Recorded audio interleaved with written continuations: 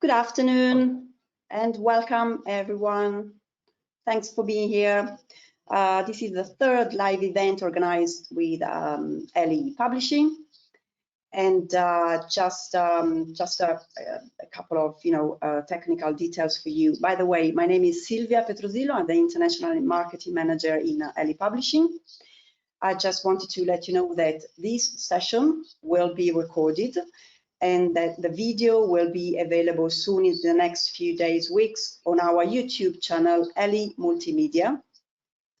Then by tomorrow this time, you will be receiving in your email box the certificate of attendance, and it's very important for so many of you. And then at the end of the session, there will be a moment dedicated to your questions. So please feel free to ask as many questions as you like to our speaker. He will be pleased to answer some of them or all of them. We'll see, depending on the time. You can do it by writing down your questions on the questions box or questions chart on your toolbar on the right side, on your right side.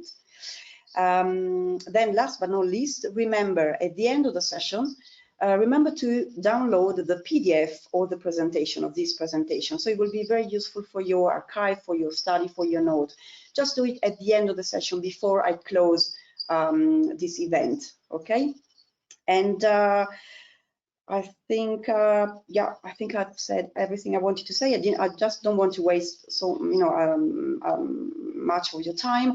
And I'm pleased now to introduce you to our speaker, Christopher Graham, live from London, I guess. Yeah, with his session, very interesting one actually. ELT and climate change, where next?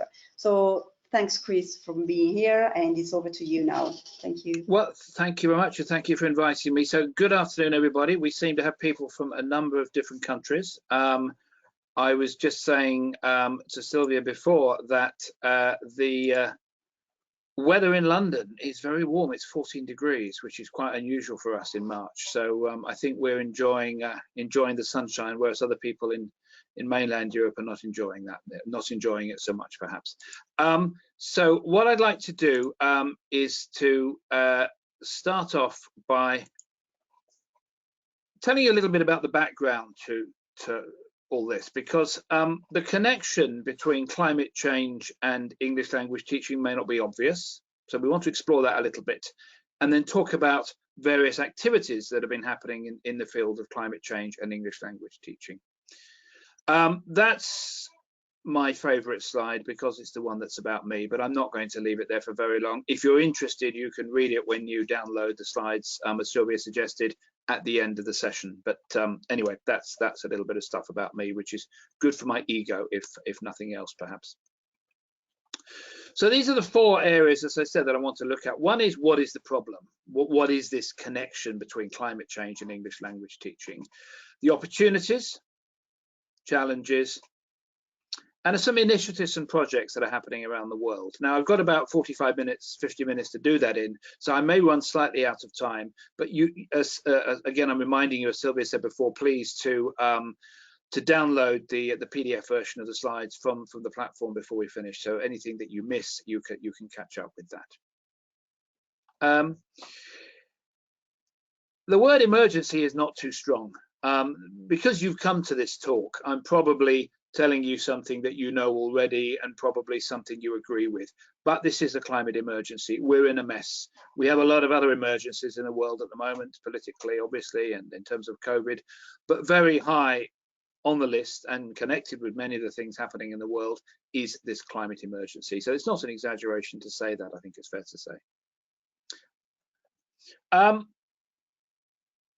think this is an interesting thing to think about. Green teachers teach best in green schools. And one of the things I'm going to talk about is the fact that, yes, we can talk about environmental topics, environmental themes in our classes, in our materials, in our lessons, in projects we give our students. But maybe also we need to demonstrate good green practice in our schools as well. In other words, so the way the schools operate, consolidate what happens in the classes. So try and keep that idea in mind, that green teachers teach best in green schools. So there's a nice example of the problem. By the way, that's a photograph taken in London, very close to where I live. We had a little bit of a problem with rubbish collection, and that's the result. So that's part of a nasty example of the problem that we have at the moment. The first problem I think we have as English language teachers or in the English language teaching community is paper.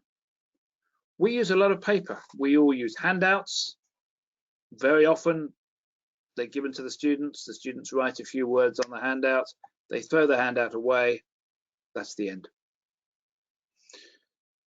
We use a lot of paper in the administration of our schools, we use paper in our tests, of course we use course books, paper course books. Paper is everywhere in our lives, and yes, of course we recycle, but recycling for me is very much the last resort. Really, we need to try and reduce paper use in the first place. These two gentlemen here of a certain age and prefer to read a paper newspaper rather than a digital one, I think. So paper is one problem to think about. Energy. All schools, all classes use energy. We have lights. We have heating or cooling, depending where you live. Some countries you use both. In the UK, we mainly use heating, but we use energy to keep warm, to keep cold. We have our laptops buzzing away. We have our servers. We have our routers. All these things use energy. Technology burns energy. We leave them on at night. How many people leave their television on at night with a little green light on it? It's using energy. Students traveling to and from school uses energy. Diesel for buses, petrol for cars. We're big energy users as well. So paper and energy are two things to think about. We also use a lot of plastic in our schools. Think about books. When new course books come, they're very often wrapped in plastic. They're in boxes, packaged in plastic. New pieces of classroom equipment wrapped in plastic. It's everywhere. Plastic cups to drink out of. School, if you're in a school environment where the food is provided, often that the food is in a plastic box or plastic thing, you can't escape it. It's everywhere. We use a lot of plastic. And we're quite flight heavy as well. We use a lot of flights. Study abroad. Many of you may have been on courses abroad. I mean, every year before COVID, I mean, we have to talk about before COVID, over 500,000 students flew to the UK to study English on short courses. That's 1 million aeroplane seats. That's a lot. Publishers and other organizations who sell books to schools burn flights. Exams, again, before COVID, many of the examination authorities would send an examiner from another country, from one country to another country to do oral exams. That's flights. Teacher trainers, teacher educators, writers, people like me. I have been a heavy flyer in the past. Some years before COVID, I was traveling a lot. I'm guilty of this. We use a lot of flights. So all those things, paper, flights, energy, all of them create a negative impact on the environment. I'm not saying we're any worse than other communities. Most professional communities have an impact, but we need to be aware of our impact, what we're doing, because sometimes we don't think of it, but actually we do. And I think it's been easier to think about it actually because of COVID. Maybe it's I don't like to use the word gift of COVID, a dividend of COVID is because our behaviors changed, were forced to change so much. We had to rapidly go online. We had to undertake emergency remote teaching. It gave us a chance to look at our footprint. Students were working online, not traveling to school. The schools were not using so much energy, whether electricity or cooling or heating, whatever. They weren't using so much energy. More and more digital books, digital versions of books were being used. It gave a lot of teachers a chance to think, that's interesting. But of course, it puts us in a dilemma. We can do more work online. We could work hybrid all the time, with students going to school twice a week and 3 times a week working from home. We could be online 90% of the time. We could do these things. and there would be an environmental benefit. But we have to balance against that the academic disadvantages, I think. Perhaps even more importantly, what I would call the social or the psychological disadvantages. And we've all met this with the challenges with our learners who've been online a lot. We know their level of engagement is much less, and we know about problems with well-being and health as well. Lots of challenges, but certainly COVID has given us a chance to look at our footprint. So that, in a sense, is some of the things we can do something about. We can recycle more. We can fix that. We can make sure we switch all the lights, the heating, or the air conditioning off at the end of the day. We can make sure all the computers are switched off at 5 o'clock, whatever time we finish teaching. We can do those things. We can encourage parents to walk with their children to school for small children. We can encourage older children to use bicycles to come to school. We can do these things, and it will make a difference. We can talk to publishers and say, look, we don't need this plastic cover wrapped around the book. We really don't need that. We don't need the disc in the back of the book. Increasingly now, we don't have the disc. Remember that they used to have the CD-ROM in the back of the book in a plastic envelope. Incredibly wasteful. Most of those CDs were used once. Now we download everything. Technology again helps us. So we can do these things. But the really interesting stuff, I think, are the opportunities that we have. So let's think about this for a second. The connection between English and climate change. Well, the first thing is English is the language of the climate debate. Climate interactions, climate discussions tend to be in English because it's the international language of exchange of ideas. It's the international language of academia. It's the international language of science. And climate change tends to operate in English, the discussions. It's also the language of protest. I watched a film recently of Greta Thunberg going, just before Mrs. Merkel retired, going to Germany. And she was met at the airport with lots of supporters with banners supporting her. All of them were in English, in Germany, of course, very good English. It's the language of protest. So there are two reasons why English and climate change are connected. Also, as a topic, climate change is a motivator, particularly with teenagers. Those of you who teach teenagers, and I've taught a lot of teenagers over the years when I was a teacher, we all know that motivation can be the biggest challenge.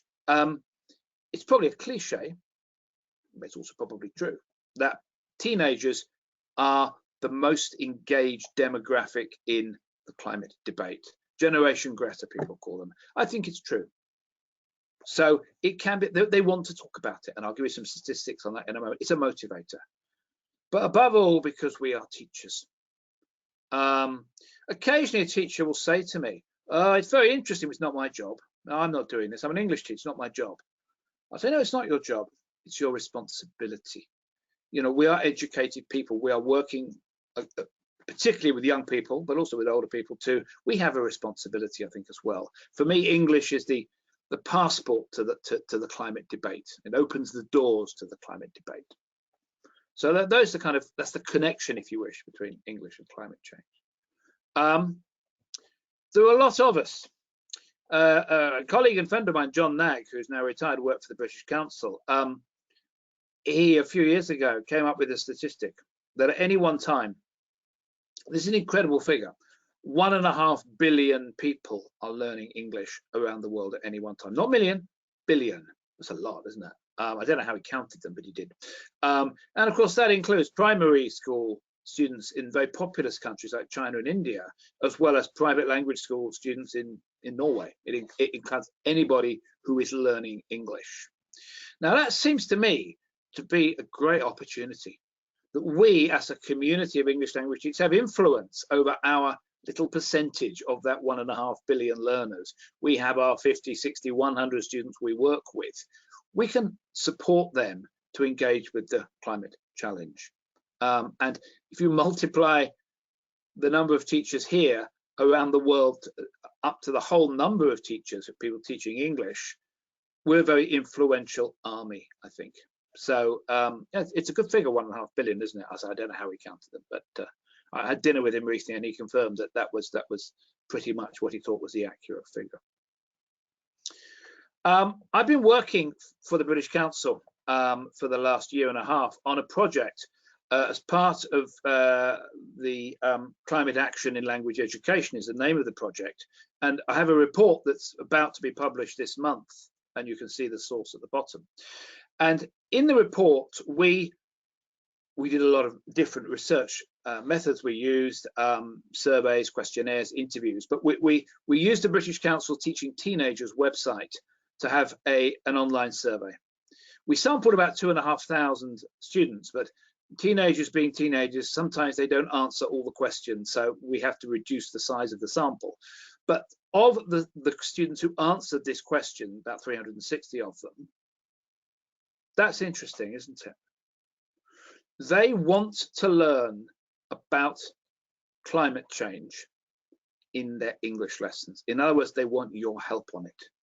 And that's a figure that I think I find that really exciting, and it confirms the opportunity, because you multiply that up by the 1.5 billion. Most of those 1.5 billion are young people. These were just teenagers. You can't survey primary school students. We didn't survey adults. We just surveyed teenagers. But that's interesting, isn't it? They want it. They want climate topics in their English classes. Another thing to think, another opportunity, we're all part of a community. Wherever you live in the world, whether it's a small village, I mean, I live in London, which is a big village, there are lots and lots of climate initiatives in the city, whether it's bike sharing schemes, whether it's cleaning the beach or cleaning the park, whether it's projects to make footpaths better so people can walk more safely around town, whether it's bicycle lanes. Your city will have projects. And that's a great opportunity in school to connect with these projects. It may well be that the students would speak to people in the city, or the village, wherever you live, in the local language, but they can produce a poster, a slideshow, something in English about the initiatives. And I said it was motivating, and it is, but it's even more motivating when it's local. There's nothing that motivates people more than something happening in their town, in their community. So engaging students, schools being used to engage students with local community green projects, let's call them. And then we start to come up to the challenges. There's always challenges, aren't there? So in the same survey, we did a survey of teachers. You can see there we just under 1,900 teachers in 109 countries around the world. Teachers feel they need help. They don't know what to do. The survey also confirmed in another statistic that teachers want to integrate climate topics into their teaching. But this one is really interesting because it proves that they don't know how to. They don't know how to, they don't have the resources, they also feel they don't have the time. And that's a big challenge for those of us, people like me, who are saying, come on guys, you need to put some more climate topics into your classes. So, well, fine, but we don't have time, we don't have the materials, we don't have the resources, we don't have the training. So that's a big challenge, is supporting teachers. And depending on your job, if you work as a director of studies or school principal, this falls on you to support your teachers in any way you can, to guide them through these topics. One of the biggest problems that teachers have, that's wrong. One of the biggest problems teachers think they have is they'll say, I'm not a scientist, I don't know anything about climate change. Well, we're not asking you to teach climate change. We're asking you to teach English using climate change topics. It's not the same thing. If you feel you want to know more about climate change, there are people you can ask. If you work in a school, ask the geography teacher, ask the chemistry teacher, they'll tell you. Go online. But that's not the barrier. I think it's one of the barriers teachers think they have. The other barrier they think they have is we don't have enough time. But all these things can be resolved with support. So teachers need support. That's what I said before. It's not our job, it's your responsibility. But it's not just your responsibility as a teacher. I think all the stakeholders in a school should be involved. Teachers, parents, sponsors, administrators, the ministry, teacher associations, and around the world, these different stakeholders are getting involved. Getting parents involved is fantastic. I mean, if you take a primary class, yeah, it could be a very simple project for maybe upper primary, kind of 10, 11-year-olds, to go home and work with mum and dad to try to see how green their house is, looking at what kind of heating they have, whether they always switch the lights off at night, how often they use their car, these kinds of things, involving parents. And parents are usually very happy to be involved in that. They may not always want their children telling them how to live their lives, but that kind of involvement, I think, works very well. And as I say, teacher associations, many teacher associations, I'm sure some of you are members of teacher associations, are getting involved in green projects. If you're in Italy, ISLE, the Italian school teacher association I've worked with, are engaging now with green topics. Another challenge is motivation. And I said at the beginning that green topics, environmental topics, sustainability, motivate people. And I think they do. It's absolutely right that they do. But there's a few things I need to qualify that with, really. It's nothing to do with me. And I think that's the problem with a lot of climate change. The big topics, it's seen as something that happens in another country. Yeah, I live in Spain. We don't have polar bears. Why are we talking about dead polar bears? We don't have. It's horrible, but we don't have polar bears in Spain. Or someone who lives in a very hot country talking about floods. We don't have floods because it never rains here. Okay. The climate emergency is not impacting equally on the world. Some communities in the world or some geographical areas are suffering a lot more. But I recently was chatting to a group of students from Central Europe, actually, and they had the "it's nothing to do with me" problem. Oh no, it's not. It never gets hot here. You talk about global warming, it doesn't get hot here.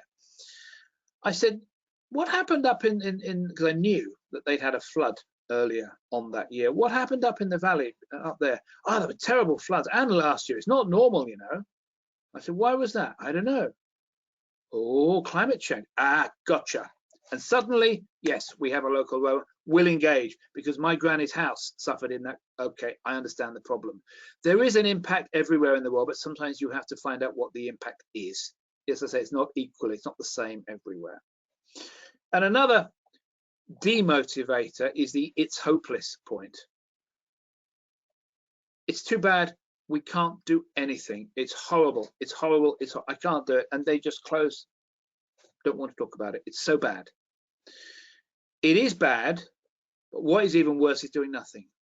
And the small solutions that we can all do, like switching off the lights, using the car less, all these things, not wasting paper, all of these things accumulated across the world do have an impact. But the "it's hopeless" argument is a common one. Particularly teenagers get quite depressed and gloomy about lots of things, as we all know. They are susceptible to the "it's hopeless" argument, but it's not hopeless if we do something about it. The last point there is something called eco-anxiety. There is particularly, I suppose, amongst primary, but it hits adults as well and teenagers, anxiety. And a lot of anxiety is triggered by images. It's not difficult if you look in newspapers, online, BBC, CNN, all these global news sources, to see these horrible pictures of dead polar bears. I saw an article recently in one of the national newspapers in the UK that said no more dead polar bears, please. It wasn't complaining about dead polar bears, it was complaining about pictures of them. It makes it worse. We know there's a problem. And I think what we need to do with images is to try something more positive. Say, look at what these people are doing. Look what they've done. Look what they've changed. You can do the same. So I think we have to qualify motivation. It's not absolutely unconditional, I don't think. Materials, teaching materials. Well, there is a shortage of green English language teaching materials, or materials that include a large number of environmental topics. It's true.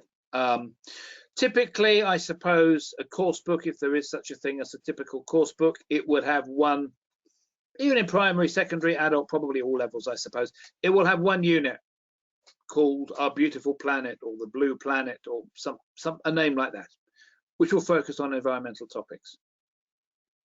So they do that chapter, that unit, in October, let's say. Done the climate change, right, what should we move on to next? Sport, wonderful, move on to sport. Football, wonderful. Next one, fashion, fantastic. So we've done climate for it, we'll come back to it next year. And when they get to level 3, there's another chapter called The Beautiful Planet or the Blue Planet. I don't think that's good enough anymore. I think we need to build climate related topics into as much of our teaching as we can. I talked about fashion. There's always, isn't there, something in a book about fashion of some kind, some focus on fashion or clothes or traditional clothes around the world. One of the big challenges around fashion is, of course, the environmental impact of fashion, of the fashion business. It's not an environmental friendly business. Fast fashion, buy a cheap t-shirt, wear it twice, throw it away. We all know about that. And that's the kind of stuff that I like to see built into course books. And they are now happening. That's happening. There is, if you're a teacher that's interested in incorporating climate topics into your teaching, there is a lot of material that you can find online. You can go to the World Bank website, the United Nations website, some of the NGOs like Oxfam, for example. They have lots and lots of material around climate change education. Some fantastic stuff. UNESCO. I mean, there are literally hundreds of pages you can look at.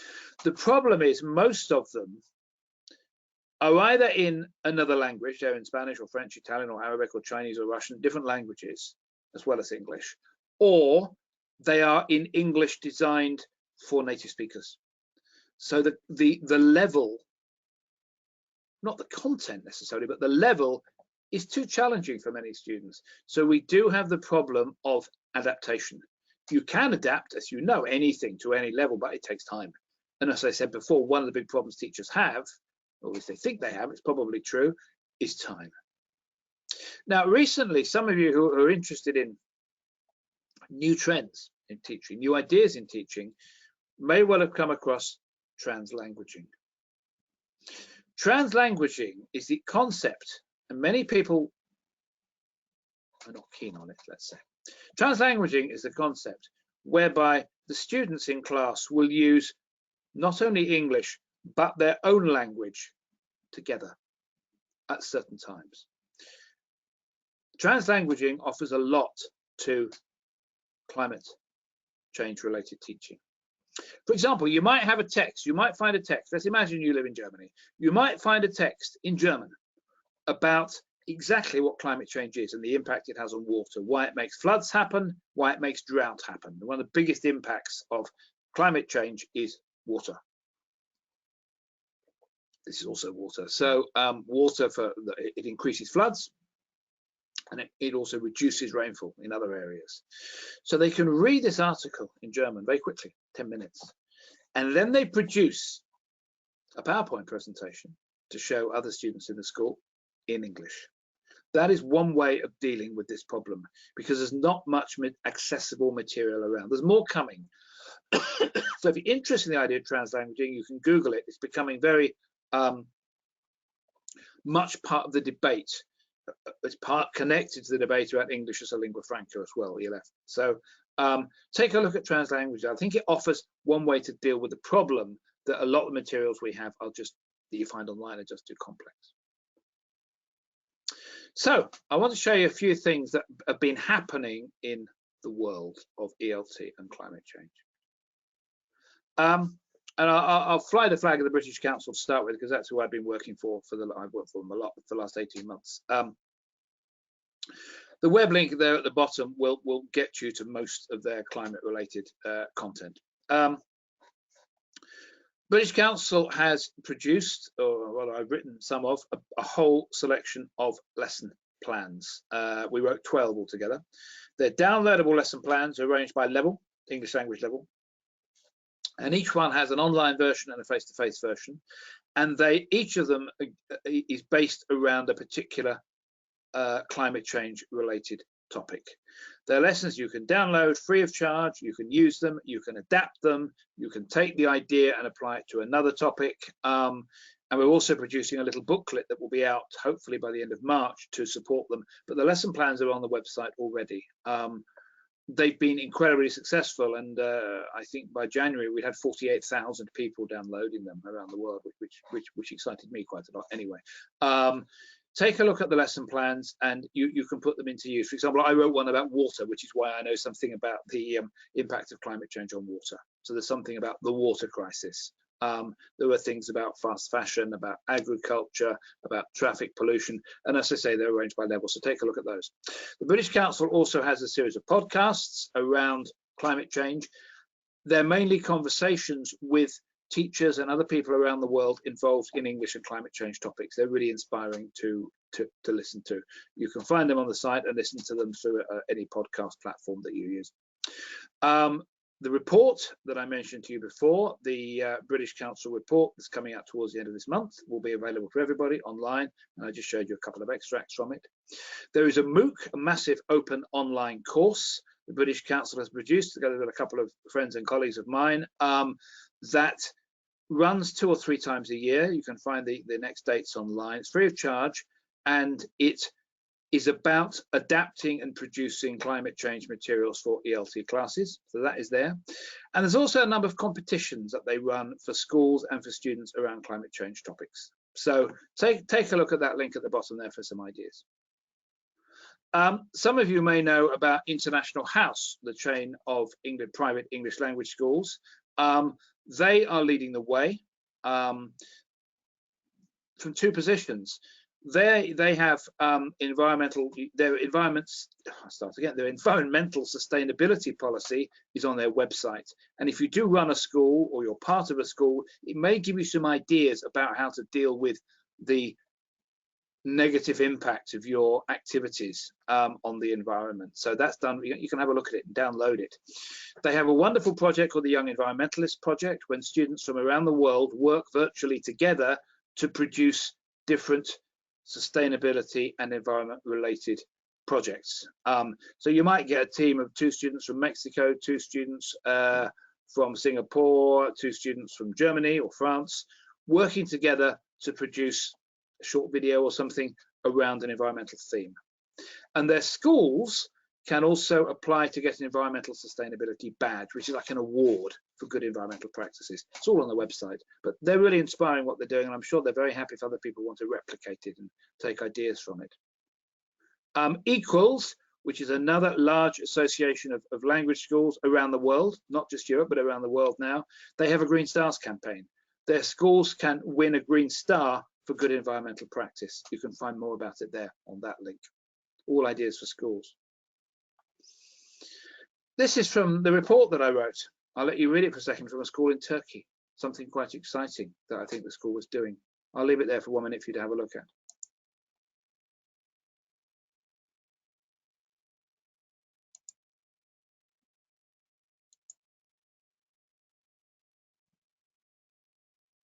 There's the nice thing at the bottom. Students sign pledges to reduce water usage. That is ELT and environmental education in action. It's actually changing people's behavior. Not much, it's tiny, it's very, very small. It's 1 school in Turkey. But you multiply that across our 1.5 billion, you can see the potential. So getting students to make commitments, we will reduce our water shortage. It is incredible how much water we use to make a burger, or clothing in this case. It's a fun app, but there are lots of other apps you can use as well. There's another one for my report from TITO, the Togo English Teachers Association in West Africa, one of the world's poorest countries. And I think their project is quite inspiring. I'll just leave that there for you a minute to read. Bear in mind, it's a very, very, the economy here is very underdeveloped in Togo.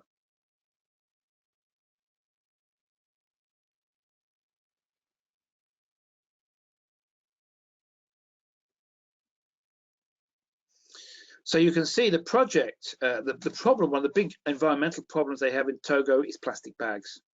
Not only do they use plastic bags for everything, they tend to burn them when they're finished with them, and they tend to burn them to keep warm as well. And when, of course, the fumes, the black smoke from plastic bags are highly toxic. This guy Dalok, who is just a one-man dynamo, he's just amazing. He's the president of the Teachers Association, as it says there. He decided to go to the ministry and say, we want to build lessons in around reducing plastic bag usage into ministry schools. We want Ministry of Education primary and secondary courses to address this topic and say to students to try and change student behaviour. They agreed to it. He wrote materials. He ran workshops across the country. And there are statistics now indicating that plastic bag usage is starting to reduce. People are using them less, or they're reusing them, because it's now being built into the education system. And over the years, it will change behavior. I mean, Dalok is really inspiring, I think, what he's done there. He's done it with virtually no resources, virtually no money. He's quite amazing. And here's another extreme. University of Pennsylvania in the US, and they have a MOOC. I'll just let you take a look at that.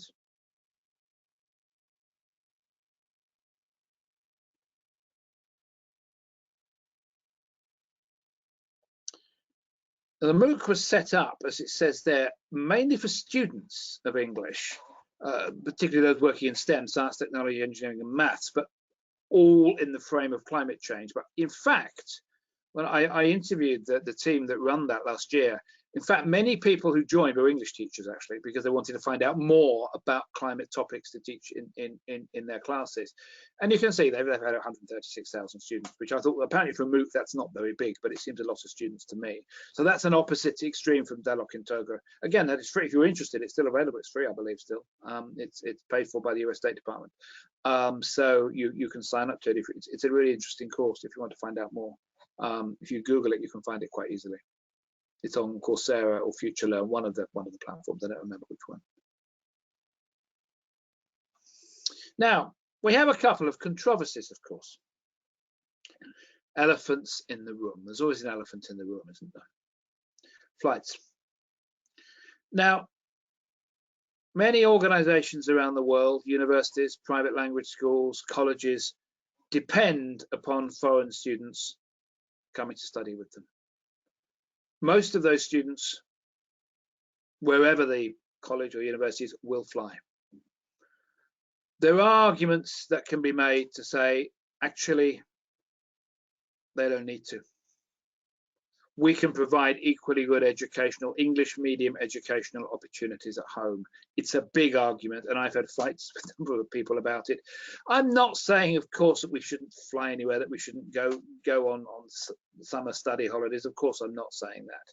But what I am saying is we need to think about it. We can't keep flying like we have been. And I suppose, again, as I mentioned before, COVID kind of held our hand a little bit and helped us with this thing, didn't it? So we learned perhaps that we can do quite a good job at home or partly online. Do we really need to fly to Australia or the US or the UK or wherever people fly to? I don't know. It's a controversy. It needs to be spoken about rationally. And the other controversy is, of course, around digital materials.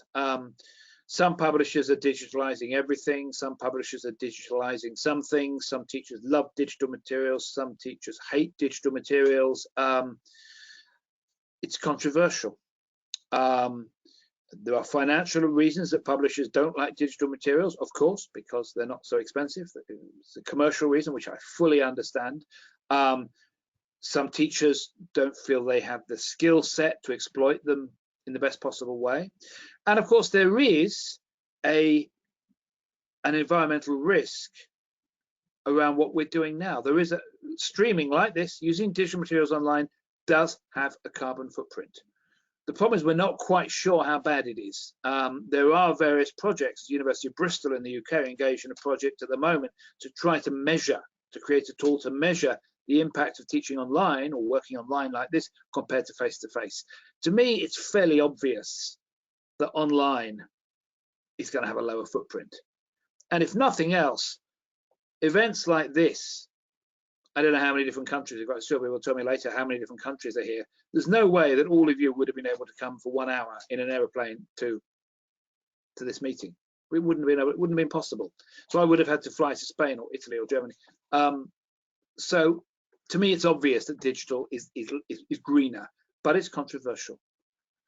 And there are also challenges because not all learners have access to high-speed internet like southern countries do. So that's another discussion. And actually, on a very anecdotal and personal level, I'm sitting in my youngest son's bedroom at the moment, can't use my office today. And he lost about a year of school because of COVID. It was just online. And he said to me, oh, at least I'm back at school face to face now. He seemed genuinely relieved. I was talking about doing this workshop. He said, oh, I don't have to do any of that anymore. So, of course, for many students, it has been quite a demotivating thing working online, but it's something we need to think about. Working with materials, I want to spend about 5 to 10 minutes talking about teaching materials. I've got a few of the LE materials here. There's a piece that I found from this cycle of course materials called the Story Garden. There are increasingly around the world now more and more teaching materials that include environmental topics integrated. If you look at that one, I don't know how clearly you can see that, but in the circled part at the top there, the UN Sustainable Development Goals are referenced. If you're not familiar with the UN Sustainable Development Goals, if you just Google Sustainable Development Goals, they'll send you to their website. Each of the Sustainable Development Goals has a very nice definition, nice graphics with it. They're lovely for teaching, and they do give students and teachers a framework to look at some of the challenges that we're facing, and they're actually referenced in there. They're integrated. One Sustainable Development Goal is listed there. If you can't see it now very well, you'll be able to see it better when you get access to the slides later. This is fun as well. This is obviously, low level. It's simple past tense, isn't it? She collected feathers on Tuesday. Fine. It's simple past. It's a very simple grammar exercise. It's got some nice sustainable verbs though, isn't it? Pick up litter. Fix. Don't get a new one, fix the old one. Look after, caring for creatures, caring for nature. We haven't just got, less sustainable verbs. We've got some nice sustainable verbs there. Again, it consolidates the idea. We don't need a new vacuum cleaner. Can we fix the old one? That's sustainability in practice, and materials like this help to consolidate that. Another example there of a sustainable development goal around water. Protect life underwater and keep our rivers clean. And they're referenced. So these things do exist. Another one there, another sustainable development goal, all the way through the book, they're referenced. And you can tie this in with the material from the United Nations. Lots of good teaching material, both in English and in other languages, if you prefer, to develop these goals. Threatened habitats, this is talking about bees, who are obviously a prime example of a threatened species. And another here, a nice little section here about young people and climate change, about the teenage voice I mentioned before. There's the protest. English is a language of protest. It consolidates the importance of climate, English language and climate, I think. If you don't have what you want in the materials, you can adapt your materials a little bit yourself. You can do what I call look for the hook. Look for a topic that you can connect to climate. I mentioned fashion before, a lesson about fashion. It's not difficult to say, this is really interesting about these new fashions, but is there anything negative about fashion? And then you can start talking about fast fashion, about the way the dyes, the chemicals in the dyes that change the color of fabrics that are used, about the wasteful nature of fashion. So find a topic, use it. There's another 2 examples there for you. Making holiday plans, say an adult, secondary adult level, B2 for example, there's almost always going to be a lesson about holiday plans. Look at the holiday plans lesson. Oh, they're going on holiday. Could they get the train? Why are they flying such a long way to go on holiday? They've got lovely beaches locally. So just a little sustainable element, little twist.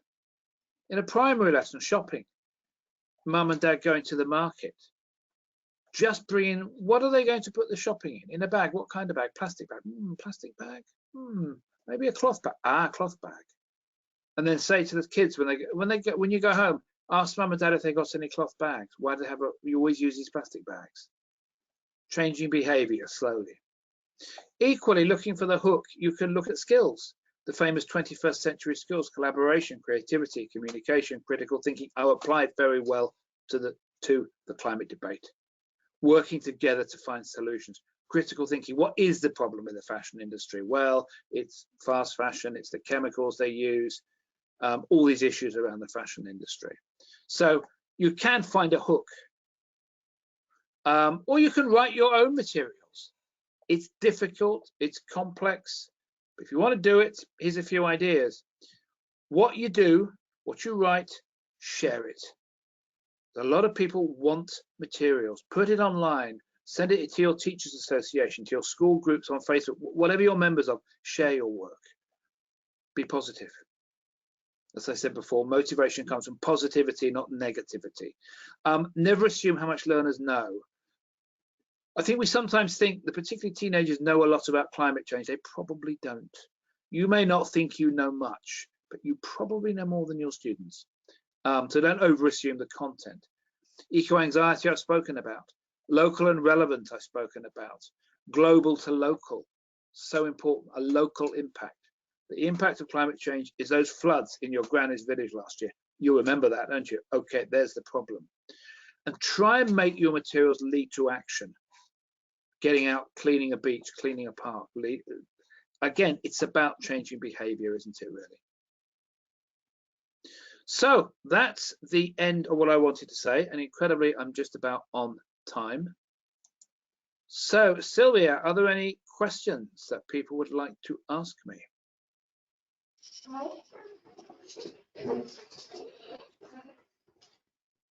Hi, Chris. Hello, Hi, Sylvia. thanks. Hi, thanks for your session. Okay, let's give them a few seconds so that they can write down some questions. Of course. Okay. Because I can't see the chat, can I now? Yeah, we'll monitor it for you. It's hidden Come from on, me. teachers, don't be shy. Right, I can see, okay. Okay, I can see some questions coming through. So, when you're ready, fire away. Yeah, okay. So what one message would you like students to have about the environment? That's a good one. Keep it at the front of your mind. That would be the message. As you make decisions about almost every aspect of your life, keep it at the front of your mind. Do I really need a new laptop? I had this one last year. You know, especially if you've got kids, you're quite used to being asked those questions. Keep it at the front of your mind all the time. That would be the message. Okay. Look, I mean, there's this idea of green lenses, green spectacles. Look at everything through green lenses. We've got to embed these behaviors. Make it the default. Yeah, okay. Thank you. Then, okay. What can we do if our school management does not want to engage with the climate crisis? Well, there are two questions to answer, polite answer and an impolite. I'll start with the polite one. The polite one is to speak to them rationally and explain to them that it's an emergency and we need to do something about this. If that doesn't work, you have to become an agitator. And a lot of schools have agitators, and agitation starts from the bottom and it often starts from the students.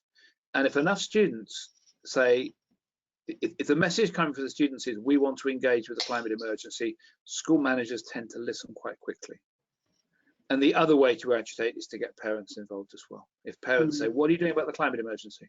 Nothing. Of course we are. Yes, we are. And suddenly things change. You have to be prepared to agitate. It's a bit risky sometimes. You can have difficult moments, but hey, that's how change happens, isn't it? Yeah. Polite, of course. Thank you. I can see some, different comments. For example, a teacher from Spain is suggesting that possibly organizing a lesson on vocabulary, on key vocabulary linked to the environment could be useful. Absolutely. Yes, exactly. There's key vocabulary, and the great thing is that vocabulary is very often used in many other languages as well. You know, the way that languages absorb, you know, sustainability is a term that's used in some languages other than English. So absolutely key vocabulary, and that can be used to help students navigate through text. Once they've identified the key terms, it's a lot easier for them to get through the text, because often the key terms is the thing that, oh, I don't know what that is. But if you pre-taught it, yes, absolutely, I agree. Okay. And yeah, well, last question. Are you optimistic about the future in terms of the environment? It's quite a difficult one. It's a horrible one. Not really. I try to be, but it's obviously what we do in schools, what we do at home, does make a difference, but it's a small difference. The big decisions have got to be made by politicians, and in common with probably 99.9% of the world's population, I don't have very much confidence in politicians. Really big decisions need to be made. Yes, we can change things. We can reduce how much we use our car. We can reduce how much we fly. We can not buy that new laptop. We can make sure we switch off our television properly at night. We can do that stuff. But the big impact probably has to be driven politically, or political decisions. And if you look at the COP26, all the COP conferences, politicians make great statements, but the reality is very different, unfortunately. And yeah, so at that level, I'm very depressed about it. But I'm very, very optimistic what ordinary people can do, us, in our schools. We can do a lot. And, you know, if I go to my grave having done my best, then that's all I can hope for. But I think politicians really need to engage, and they're not very good at doing that, unfortunately. But we can do a lot in our schools. And very often the schools we work in are community schools. And as I said, I think getting that connection between the community and the school is very important. You know, teachers go to the mayor's office and say, what are you doing? Well, we're opening a new park here, or we're cleaning the beach every Wednesday. Well, can I bring 10 children down to help clean the beach? Of course you can. And do you mind if we make a poster about the different things we found on the beach? Of course you can. So these things we can do, and I'm very optimistic about that. Globally is another question, of course. No, of course, we are not. I don't think we can, especially now, you know, even through this session, sort this big issue. No, but definitely, I wish we could. Yeah, but definitely, I think, you know, speaking with teachers and considering education and schools, probably one of the most important. We can do a lot, but I mean, ultimately, if we get our 1.5 billion students engaged, they're the people who vote for those politicians, or become politicians sometimes. So as long as we do it quickly, we don't run out of time. So I think the power of education is cliche, isn't it? But it's huge, and I really believe that. But it does require political will, as does everything. Thank you. What I can say from, you know, LE Publishing, from as a publisher point of view, of course, is that we will try to commit, you know, as much as possible, you know, it's of course an ongoing process, and we will try to include, you know, these important topics and to raise awareness. Yes, we have already started to raise awareness and sensitiveness as well, you know, among our pupils and students, who at the end of the day will be, you know, next future global citizens in the world. So that's what we can do from our side. They said, absolutely, from those examples, the example that I like best was the table for the simple past tense. Yes. It was simple past, wasn't it? And you had the word fix. I mean, that's designed for young primary students, isn't it? I guess they're probably about 7 or whatever, 6, even younger, probably 6. The idea of, I fixed this, I didn't buy a new one. That's embedding good behavior through language, isn't it? It's a simple, really simple thing. It's just changing a verb. It's an editorial change, I think. Very simple change to do that. So I think that sort of stuff is really important. Are there any more questions? So it's nearly running out of time, aren't we? No, I think, well, there are many comments, you know, so because I think it's such an interesting topic, which generates discussion, you know, and comments, but I think we are run out of time. And Okay. what I just wanted to, well, first of all, thank you, Chris. You're welcome. Of course, you always are. And of course, I just wanted to remind all teachers to download your presentation in the PDF format so that you can keep, teachers, for your archive, your study, your notes and your future projects, with your lessons. Okay. So thank you. Thank you, everyone. Arrivederci. Bye. You're very welcome. Bye-bye, everybody.